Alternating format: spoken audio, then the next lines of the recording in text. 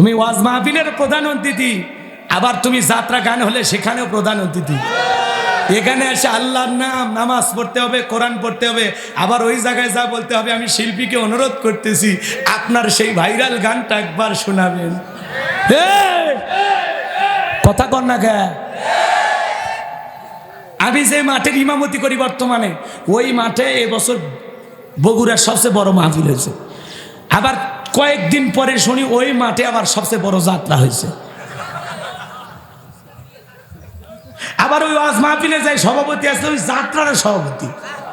পরে আমি ফোন দিলাম, সভাপতি এটা কি শুনলাম? হুজুরি এলাকার ছেলে ফেলে ছাড়ে না তো, ওর বেরেস্তাও তোরে ছাড়বে না, তোরে জায়গা মতো ছাড়বে। কথা কন ঠিক কিনা?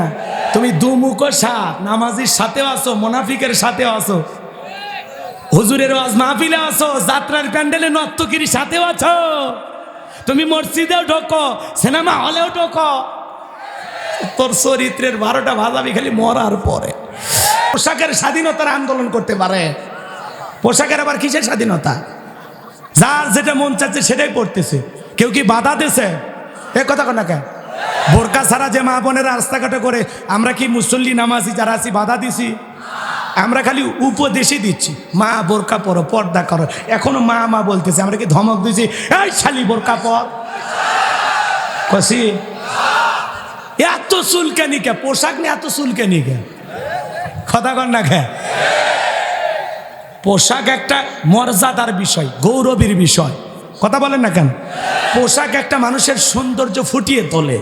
আর তোমার পোশাক ছাড়া উই একেবারে করছে, আমার দাদি নানি শাড়ি পরেছিল ব্লাউজ ছাড়া, উই একেবারে এমন শাড়ি এমন কায়দায় পরেছে পুরো পিঠটা ফাঁকা রেখেছে, মানে কাতার বিশ্বকাপ ওর পিঠের ওপর হবে।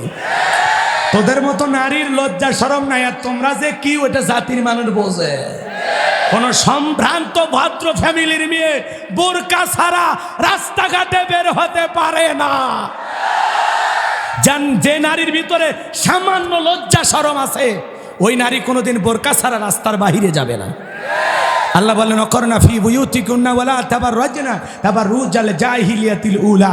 খবরদার, খবরদার নারীরা, তোমরা ঘরের ভিতরে অবস্থান করো ওই জাহিলিয়াতি যুগের মেয়েদের মতো নোংরা অশ্লীল পোশাক পরে নিজের দেহকে প্রদর্শন করো না। যদি যাওয়া লাগে বোরকা পরে যাবে, পর্দা করে যাবে। একটা নারী যদি ঢিলাঢালা বোরকা পরে, হাত মোজা পা মোজা লাগায়া রাস্তাতে হেঁটে যায়, মনের অজান্তে শ্রদ্ধার সম্মানে মাথাটা নত হয়ে আসে। আর তোদের মতো উলঙ্গ পোশাক পরে যারা যায়, একবার তাকায় আর তাকায় না। তাকাবে কারা? গাঁজাখোর, মদখোর, চরিত্রহীন লম্পট যারা। কোনো ভালো মানুষ তোদের মতো মহিলার দিকে তাকাবে না। আমাদের মতো পুরুষ তাকাবে? কিয়ামত হয়ে যাবে, তাও তোর চেহারা দেখবো না, প্রয়োজনে চোখ অন্ধ বানিয়ে দেবো, তা তোর মতো মহিলার দিকে তাকাবো না। কথা কাট। আমরা তাকাবো তাদের দিকে যারা প্যাকেটিং হয়ে থাকে। কথা কন না, যেন ওই প্যাকেটের ভিতরে মানুষটা কত সুন্দর না, কারণ নারী পর্দার ভিতরেই সুন্দর। কথা বলেন না কেন? এই জন্য মা বোনেরা পর্দা করলে তার সম্মান মর্যাদা বাড়ে। আর সেলা কলার মতো ঘুরবেন, মার্কেটে দাম পাবেন না। আল্লাহ বোঝার তৌফিক দান করুক। সরে কোন আমিন। রাগ করতেছেন মনে হয়? হ্যাঁ, একটা মেয়ে যদি ছোটবেলা থেকে বোরকা পরে এলাকায় বড় হয়ে যায়, এলাকার মানুষ মোটরসাইকেল দিয়ে লাইন দিবে এলাকায় যে তোমার মেয়েরে আমি বিয়ে করব, না জানে এই প্যাকেটের ভিতরে মানুষটা কত সুন্দর। এই জন্য পর্দাতেই নারীকে সুন্দর বানায়। আর নারী শুধুমাত্র সাজসজ্জা করবে দুনিয়ার একটা পুরুষের জন্য, ওই পুরুষটার নাম হলো স্বামী। যত খুশি সাইজা খুঁজা স্বামীরে খুশি করো। কথা কর লাগা। আল্লাহ আমার মা বোনদের হেদায়েত দান করুক। জোরে বলেন আমিন। এই জন্য পর্দা হলো নারীর মর্যাদার বিষয়, গৌরবের বিষয়। মনে রাখবেন, যে জিনিস যত দামি তার প্যাকেটে তত দামি। পর্দা হলো নারীর সিকিউরিটি, পর্দা হলো নারীকে নিরাপত্তা দেবে, পর্দা নারীর সম্মান মর্যাদাকে বৃদ্ধি করবে। আর পর্দাশীল নারীর ওপরে আল্লাহ রহমত নাজিল হয়। এই জন্যই তো এখন আব্দুল কাদের জিলানির জন্ম হবে না, বাইজিদ বোস্তামির জন্ম হবে না, বড় বড় আল্লাহওয়ালারা দুনিয়াতে আসবে না, কারণ এদের ফ্যাক্টরিতে সমস্যা। কথা বল না কে? আল্লাহ হেদায়েত দান। মন খারাপ করতেছে নাকি? পিঠ প্যাট বাই করে রাস্তাঘাটে ঘুরে বেড়াবে, তে আল্লাহর ওলি জন্ম নেবে? এই জিনিসটাই বললাম। আবার আপনারা উল্টা পাল্টা বুঝেন না। ওয়াজ কি বোঝেন? লাম খালি মিম খালি নুনের ওপর এক নক্তা, পেট খালি পিঠ খালি, ভাবির কপালে ডিজিটাল ফোটা। ওই রং ঢং করে সাজে বেড়ালে কোনোদিন আল্লাহওয়ালা ওই পেট থেকে আসবে? আসবে কে? নাস্তিক, বেঈমান, আসবে হারামি, সন্ত্রাস, ক্যাডার, মাস্তান। কথা কন না কে? মা যেমন সন্তান আসবেও তেমন। কথায় আছে এদিক খেয়াল করেন, ক্ষেত ভালো তো ফসল ভালো, মা ভালো তো সন্তান ভালো। আমাকে একটা শিক্ষিত মা দাও, আমি একটা শিক্ষিত জাতি উপহার দেবো। কথা বলে ঠিক কি না? যাই হোক, সময় তো পাবো না, এই জন্য হালকা একটু দিয়ে গেলাম। চলেন সামনের দিকে যাই। কষ্ট হচ্ছে মনে হয় আপনাদের? বিরক্ত হইতেছেন? এই যে নামাজ পড়তে পড়তে কিছুক্ষণ মানুষ এদিক ওদিক তাকায়, কেউ ফ্যানের দিকে তাকায়। ও চাচা, আপনি নামাজ নিউজ ছেড়ে দেন তো, আগে ফ্যান গনেন। মসজিদে কয়টা ফ্যান আছে গনেন, কারণ মনার পরে ফেরেশতারা মনে এটাও প্রশ্ন করবে, তোমাদের মসজিদে ফ্যান কয়টি ছিল? তা তুমি নামাজ পড়তে করতে ফ্যানের দিকে তাকাও। ও চাচা, এদিক ওদিক তাকাও, এই দেওয়াল ওই দেওয়ালের দিকে দেখো। এগুলো করা যাবে? এক মুরব্বী এত তারা উড়ে করে ওযু করছে, এক ঠ্যাং না ধুয়ে মসজিদে ঢুকছে। টাইসালা মসজিদ, পিছলে খায়, চাচা একদিক লঙ্গি একদিক, তাও বলে আল্লাহু আকবার। মানুষ বলে চাচাকে লঙ্গি ঠিক কর, কয় না আগে জামাত ধরি। এরকম তাড়াহুড়ো করে নামাজ পড়লে হবে না। 2 রাকাত 2 মিনিটে পরে 4 রাকাত 4 মিনিট, এই 4G 5G গতির নামাজ আল্লাহর দরবারে কবুল হবে না। নামাজ পড়তে হবে ধীর স্থিরভাবে, বিনয়ের সহিত, নম্রতার সহিত। কথা বলেন না কেন? খালি উতাল পাতাল সিজদা মারতেছে। ই বাপ রে বাপ, ওই মানে 2 রাকাতের 4 সিজদা একবারে মারলে ভালো হয়। এরকম নামাজ হবে? দুনিয়ার সবচেয়ে বড় চোরের নাম কি? নামাজ চোর। তো নামাজের ভিতরে চুরি করা মানে কি? রুকু সিজদা ঠিকভাবে করে না, মাজাও সোজা করে না রে ভাই। আছে না নাই? এই যে রুকু থেকে দাঁড়ায় যে মাজাটা একটু সোজা করবে, সোজা পর্যন্ত করে না। সিজদা দিয়ে যে মাজাটা ভালোভাবে তুলবে না, এরকম করে তুলে, এরকম করে মনে হয় কাকের ঠোকর মারতেছে। কথা কন না কে? এরকম নামাজ দিয়ে জান্নাতে যাওয়া যাবে? নামাজ পড়তে হবে সাহাবা ইকরামদের মতো। এমনও নবীর সাহাবী ছিল 2 রাকাত নামাজ পড়ে সারা রাত কাটায় দিয়েছে। সুবহানাল্লাহ কোন? এই জন্য বিনয়ের সহিত, নম্রতার সহিত, খুশু খুশু ভাব নিয়ে আল্লাহর ভয়ে সালাত আদায় করতে হবে। মনে থাকবে তো ইনশাআল্লাহ? মনে মনে সালাত আদায় করব, মসজিদের ভিতরে দাঁড়াইয়া মনে মনে এটা খেয়াল করব, আমি সালাত আদায় করতেছি, আমার আল্লাহ আমাকে দেখতেছেন। সুবহানাল্লাহ বলবেন না? আমি সালাত আদায় করব আর মনে মনে ভাববো, এই আসরের নামাজ আমার জীবনের শেষ নামাজ। আমি মাগরিব পর্যন্ত আল্লাহর দুনিয়াতে বেঁচে নাও থাকতে পারি। প্রত্যেকটা ওয়াক্তে যদি মনে করতাম এটাই জীবনের শেষ নামাজ, তাহলে আমাদের নামাজগুলো সুন্দর হবে। কথা বলেন ঠিক কিনা? আর এই নামাজগুলো আল্লাহর দরবারে কবুল হবে। আর নামাজ ইবাদত যদি আল্লাহর দরবারে কবুল হয়, তাহলে জীবনের সফলতা অনেক দিক দিয়ে আসবে। আমার আল্লাহ বলেন, ফালিয়াবুদু রাব্বা হাযাল বাইত আল্লাযী আত'আমাহুম মিন জু ওয়া আমানাহুম মিন খাউফ। ওই ঘরের মালিকের ইবাদত করো। ইবাদত যদি ইবাদতের মতো করতে পারো, বান্দা গোলামি যদি গোলামির মতো করতে পারো, আমি আল্লাহ রাব্বুল আলামিন বলে দিলাম 2টা জিনিস তোমাদেরকে দেব। ওই ঘরের মালিকের ইবাদত করো। ইবাদত যদি ইবাদতের মতো হয়, নামাজ নামাজের মতো হওয়ার দরকার আছে না নাই? ইয়্যাকা না'বুদু ওয়া ইয়্যাকা নাস্তাঈন, তোমার ইবাদত করি, সাহায্য তোমার কাছেই চাই।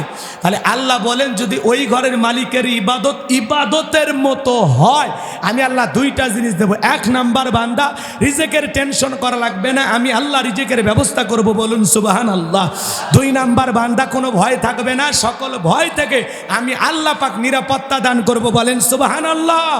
তাহলে আল্লাহর ভয়ে, আল্লাহকে রাজি খুশি করার জন্য 5 ওয়াক্ত সালাত সময় নিয়ে ধীরস্থির ভাবে কারা কারা আদায় করতে রাজি? 2 হাত তুলে দেখান।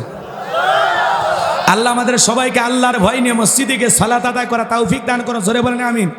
হাত নামান। শোনেন, বিশ্বনবীর জামানায় ফজরের নামাজের দৃশ্য যেমন মসজিদ কানায় কানায় পূর্ণ, জুমার নামাজের দৃশ্য একই রকম, মসজিদ কানায় কানায় পূর্ণ। বলেন সুবহানাল্লাহ।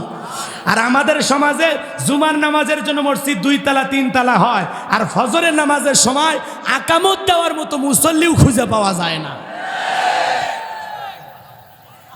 তাহলে যারা জুমার নামাজে এসে 2-3 তলা ভিড় করলো, ওদের কি ফজর আসর মাগরিব এসা পড়া লাগবে না? ওরা কি মুসলমান? এই কথা কর না কা? এই নামাজটা জান্নাতও যাবে, খালি জুমার নামাজ পড়ে জান্নাতও যাবে, বাকি 5 ওয়াক্ত কে পড়বে? কথা কর না কে?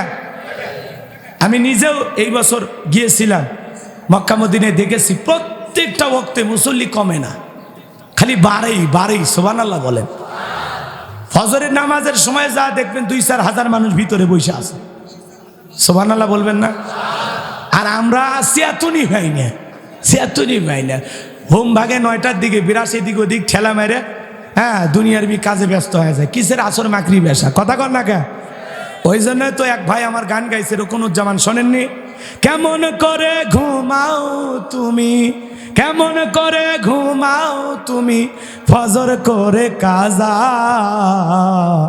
এমনও তো হতে পারে ও তোমার জহরে জানাজা, এমনও তো হতে পারে ও তোমার জহরে জানাজা।